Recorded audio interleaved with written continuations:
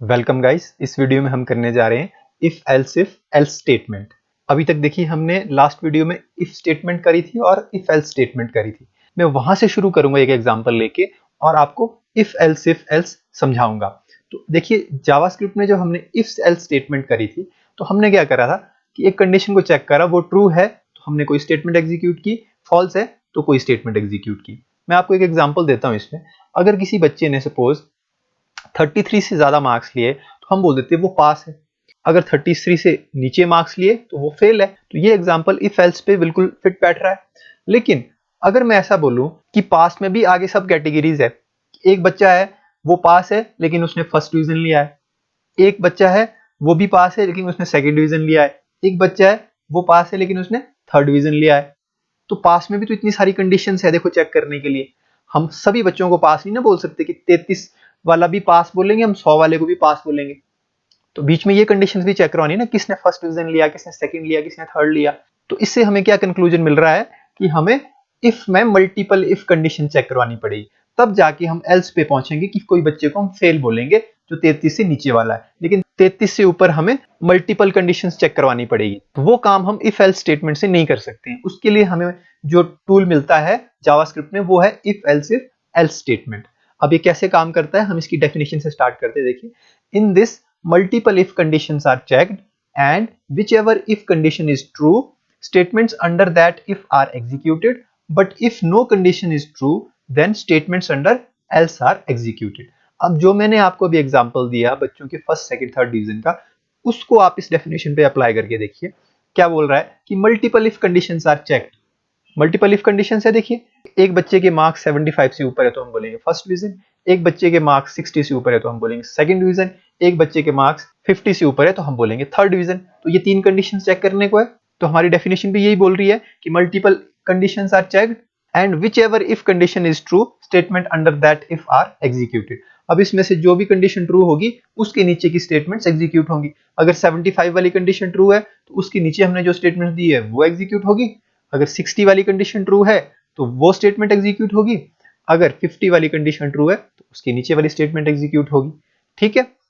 अब अगर ये तीनों चारों कंडीशन जो भी हमने मेंशन की ये ट्रू नहीं है तो हमारी डेफिनेशन का लास्ट पार्ट काम आएगा। वहां क्या बोल रहा है, but if no condition is true then statement under else are executed. तो हम क्या बोल देंगे कि ये कोई कंडीशन सेटिस्फाई नहीं हो रही है। अब हमने ऐसे केस के लिए एल्स पार्ट लिख रखा है, उसमें जो स्टेटमेंट हमने लिख रखी है वो एग्जीक्यूट करवा देंगे। मैं आपको इस सिंटैक्स से समझाने की कोशिश करता हूं। देखिए, इफ लिखेंगे उसके अंदर कंडीशन का क्राइटेरिया देंगे जिसपे हमने चेक करना है और ब्लॉक ऑफ स्टेटमेंट आपका एग्जीक्यूट हो जाएगा अगर ये कंडीशन ट्रू हुई। अगर ये कंडीशन ट्रू नहीं हुई एल्स इफ में भी एक कंडीशन होगी वो चेक होगी। अगर वो ट्रू हुई तो ये वाली ब्लॉक ऑफ स्टेटमेंट एग्जीक्यूट होगी। अगर ये ट्रू नहीं होती है तो नेक्स्ट वाली एल्स इफ चेक होगी, वो वाली ब्लॉक ऑफ स्टेटमेंट एग्जीक्यूट हो जाएगी अगर वो कंडीशन ट्रू हुई। लेकिन अगर कोई भी अगर कंडीशन ट्रू नहीं होती है इनमें से जितने भी हमने एल्स इफ लिख रखे हैं तो क्या होगा, हमारा एल्स पार्ट ऑटोमेटिकली एग्जीक्यूट हो जाएगा। थोड़ी और बेटर अंडरस्टैंडिंग के लिए हम इसका फ्लो चार्ट भी देख लेते हैं।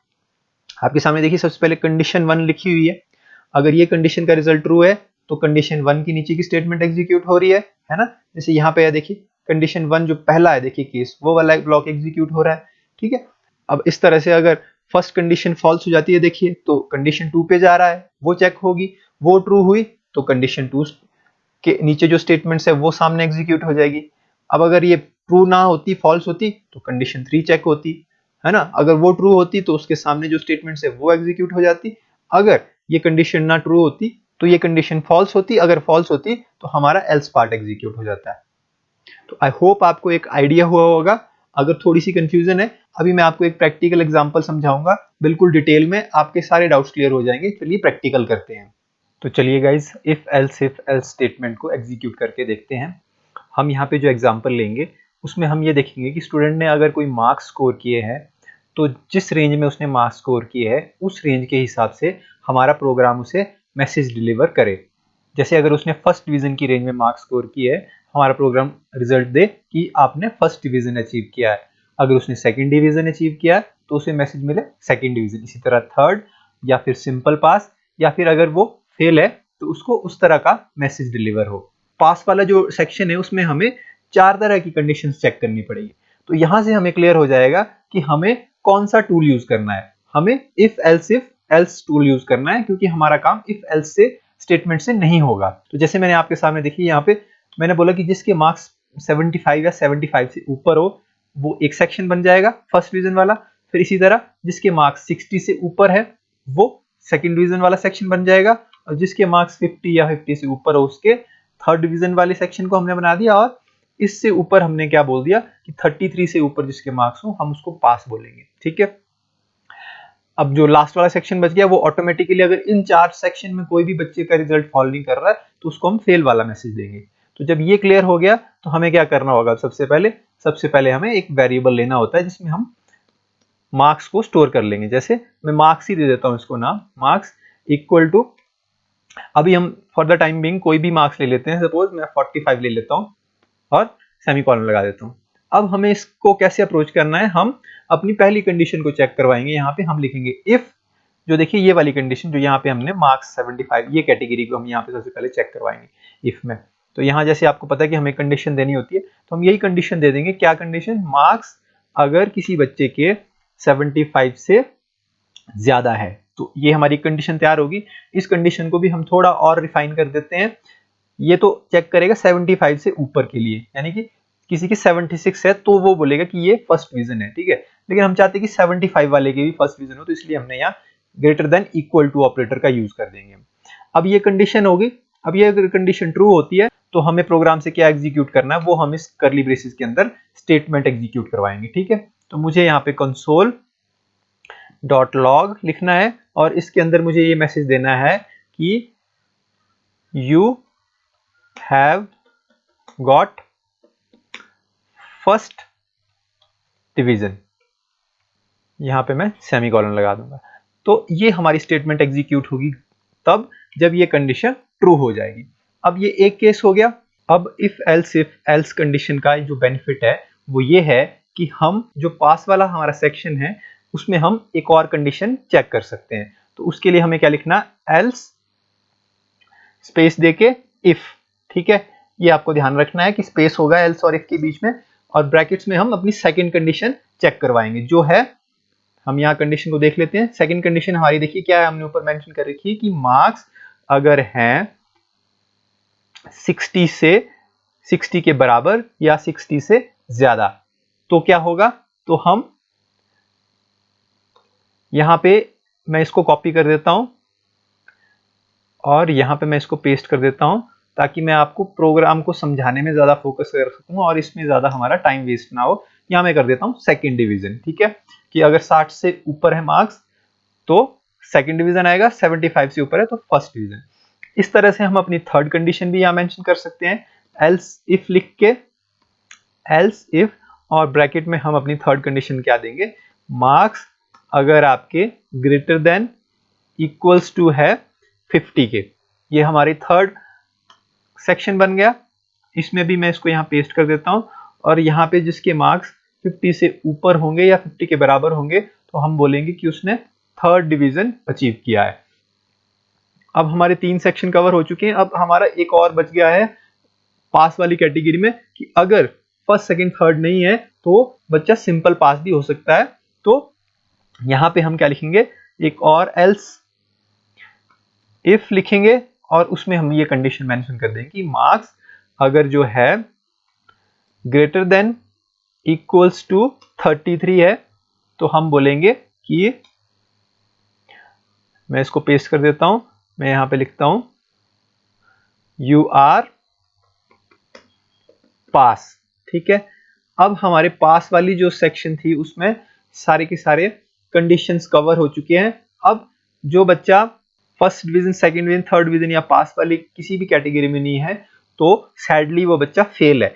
तो उसके लिए हमें यहाँ पे क्या है, हमें यहाँ पे एक एल्स पार्ट लिखना है। जैसे कि हमें मालूम है कि एल्स पार्ट में हम वो चीज डालते हैं जो हमारी सारी कंडीशंस ट्रू ना हो तब एग्जीक्यूट हो। तो यहाँ पे मैं लिख देता हूँ, एक इसी को पेस्ट कर देता हूँ और यहाँ पे लिख देता हूँ सॉरी यू आर फेल। ठीक है, थोड़ी सी हार्श स्टेटमेंट है बट अब for the sake of program हमें यहाँ पे ये लिखना पड़ रहा है, तो मैंने इसे सेव कर लिया। अब देखिए, अब हमारा प्रोग्राम रेडी है। अब मैं आपको इसकी आउटपुट चेक कराऊंगा और एक्सप्लेन करूंगा कि ये आउटपुट्स क्यों आ रही है। ठीक है, तो आउटपुट देखने के लिए हमें सबसे पहले तो हमें ब्राउजर पे अपनी फाइल को ओपन करना होता है, जो मैंने कर रखी है। अब मैं इसके ऊपर राइट क्लिक करूंगा और इंस्पेक्ट एलिमेंट पे जाके यहाँ पे क्लिक करूंगा और कंसोल पे क्लिक करूंगा। अब जैसे ही मैं यहाँ पे रिफ्रेश करता हूँ तो देखिए हमें मैसेज मिल रहा है यू आर पास। अब मैं आपको सबसे पहले ये एक्सप्लेन करता हूँ कि ये मैसेज हमें क्यों मिला। यहाँ देखिए मार्क्स में हमारे 75 स्टोर है। ठीक है, तो मैं यहाँ पे भी इसे लिख लेता हूँ इफ वाली कंडीशन में। ये देखिए यहाँ पे क्या है, 45 स्टोर है। ठीक है, अब मार्क्स में 45 है और कंपैरिजन किससे हो रहा है, 75 से। ठीक है, अब देखिए 45 क्या है, क्या 75 से बड़ा है, 45 तो छोटा है, तो इसलिए हमारी ये वाली कंडीशन तो फॉल्स होगी। और जब ये कंडीशन हमारी फॉल्स होगी तो जाहिर सी बात है कि ये स्टेटमेंट जो है इसके नीचे लिखी हुई पार्ट के नीचे उन्होंने एग्जीक्यूट नहीं होना था। अब इस तरह से ये जो 45 है ये मैं यहाँ से हटा देता हूँ और अब यहाँ पे ये मार्क्स में 45 है, यहाँ पे आ गया। ठीक है, और अब 45 इस 45 का कंपेरिजन यहाँ 60 से हुआ। ठीक है, 60 से जब हुआ तो ये 60 से भी छोटा निकला, ये तो 60 से बड़ा नहीं है, तो ये कंडीशन भी, ये वाली कंडीशन भी फॉल्स हो गई और इस वजह से ये स्टेटमेंट्स भी एग्जीक्यूट नहीं हुई। ठीक है, अब हमने क्या किया, अब हमने यहाँ पे कंपैरिजन किया थर्ड वाली कंडीशन में कि मार्क्स जो है क्या वो 50 से बड़े हैं, यहाँ पे नहीं, अभी भी 45 है, छोटा है वो 50 से, तो अभी भी ये कंडीशन ट्रू नहीं हुई। जब ये कंडीशन ट्रू नहीं हुई तो ये स्टेटमेंट भी नहीं एग्जीक्यूट हुई। लेकिन जब ये यहाँ पे हमारा 45 आया मार्क्स वाला तो क्या हुआ, देखिए 45 33 से बड़ा है। जी हाँ, ये यहाँ पे ये कंडीशन ट्रू हो गई। जैसे ही ये कंडीशन यहाँ पे, ये वाली कंडीशन जैसे ही ट्रू हुई तो हमें मालूम है कि जो इफ कंडीशन ट्रू होती है उसके नीचे जो स्टेटमेंट का ब्लॉक होता है, यानी कि ये जहां से करली ब्रेसेस शुरू हो रही है करली ब्रेसेस खत्म हो रही है, उसके बीच में जितनी भी स्टेटमेंट्स होंगी वो एग्जीक्यूट होंगी। जैसे इस केस में एक ही स्टेटमेंट थी तो ये एग्जीक्यूट होगी। मैं इसको सेव करता हूँ तो ये आपके सामने देखिए यू आर पास का मैसेज आपको इसलिए मिल रहा है। ठीक है, अब हम चेक करते हैं अपने, अगर किसी के मार्क्स 75 या 75 से ऊपर है क्या उसको फर्स्ट डिवीजन का मैसेज मिलेगा। तो मैं जैसे 85 कर देता हूँ यहाँ मार्क्स और यहाँ पे आपको सेव करके दिखाता हूँ आउटपुट। ये देखिए you have got first division. क्यों मिला, क्योंकि मार्क्स में यहाँ पे 85 था, 85 75 से बड़ा है। जी हाँ, हमारी कंडीशन ट्रू होगी। जैसे ही ये कंडीशन ट्रू हुई हमारा ये ब्लॉक स्टेटमेंट का एग्जीक्यूट हुआ, इस वजह से हमें ये आउटपुट मिली। अब हम देख लेते हैं कि अगर किसी के मार्क्स सपोज 65 है ना, या 66 है, ठीक है, तो देखते हैं क्या क्या आउटपुट मिलती है। ये देखिए you have got second division. क्यों, क्योंकि मार्क्स जब यहाँ 66 उसने कंपैरिजन किया 75 से तो 66 जो है 75 से बड़ा नहीं था, वो छोटा था, तो ये कंडीशन हो गई फॉल्स, तो ये स्टेटमेंट एग्जीक्यूट नहीं हुई। जब यहाँ पे आया 66, इस तरह से देखिए 66 क्या है, 60 से बड़ा है तो ये कंडीशन ट्रू होगी और हमें ये सेकंड डिवीजन वाली स्टेटमेंट एग्जीक्यूट होगी और हमें रिजल्ट यहाँ पे देखिए ये सेकंड डिवीजन मिल गया। इस तरह से मैं आपको थर्ड डिवीजन के लिए देखता हूँ। जैसे मैं 56 कर लेता हूँ। अब जैसे 56 किया तो 56 75 से बड़ा नहीं है, कंडीशन फॉल्स होगी। 60 से बड़ा नहीं है, कंडीशन फॉल्स हो गई। और यहाँ पे जब आया तो यहाँ देखिए 56 जो है 50 से बड़ा है, तो जैसे ही बड़ा हुआ तो हमें क्या होगा, यहाँ पे मैं रिफ्रेश करता हूँ, ये देखिए you have got third division, हमें आउटपुट मिल गई जो एक्सपेक्टेड थी। अब इस तरह से मैं आपको चेक करके दिखाता हूँ, अगर किसी के मार्क्स 40 है सपोज, है ना, या कोई भी मार्क्स 33 और 50 की रेंज के बीच में है, ठीक है, इवन जिस किसी के मार्क्स अगर 49 भी है, मैं आपको बिल्कुल नियर बाय रेंज दिखाता हूँ। तो मैं अगर यहाँ रिफ्रेश करूंगा तो ये देखिए यू आर पास।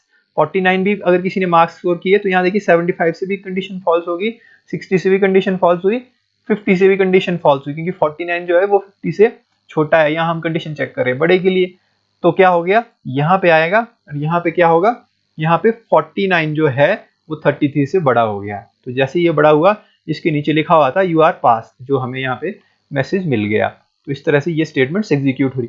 अब सपोज किसी बच्चे के 10 मार्क्स है तो मैं यहाँ पे 10 लिखता हूँ, देखिए मार्क्स। अब मैं रिफ्रेश करके आपको आउटपुट दिखाता हूँ। ये देखिए सॉरी यू आर फेल। क्यों आया ये मैसेज, 10 75 से भी छोटा है, बड़ा नहीं है, 60 से भी छोटा है, 50 से भी छोटा है, इस तरह 33 से भी छोटा है। ठीक है, जब 33 से भी छोटा हुआ तो उसने देखा कि ये सारी की सारी कोई भी कंडीशन ट्रू नहीं हुई, तो उसने क्या किया, ऑटोमेटिकली एल्स पार्ट एग्जीक्यूट कर दिया। तो एल्स पार्ट क्या था, सॉरी यू आर फेल, ये स्टेटमेंट एग्जीक्यूट होगी। इस तरह से हमारा इफ एल्स जो है स्टेटमेंट एग्जीक्यूट होती है। तो मुझे उम्मीद है कि आपके लिए ये वीडियो हेल्पफुल रहा होगा, आप इससे कुछ सीखे होंगे और आप इसकी प्रैक्टिस भी करेंगे। Thank you very much.